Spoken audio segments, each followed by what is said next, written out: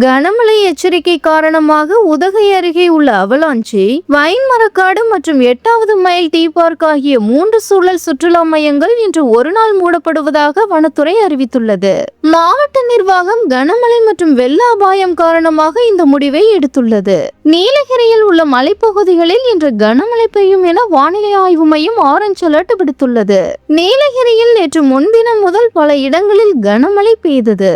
நேற்று 2வது நாளாக ஊட்டி உட்பட பல இடங்களிலும் பலத்த காற்றுடன் கனமழை வெளுத்து வாங்கியது. குறிப்பாக கூடலூர், பந்தலூர் பகுதிகளில் கனமழை பெய்து வருகிறது.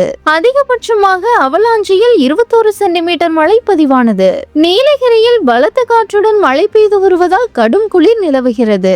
இதனால் பொதுமக்களின் இயல்பு வாழ்க்கை பாதிக்கப்பட்டுள்ளது.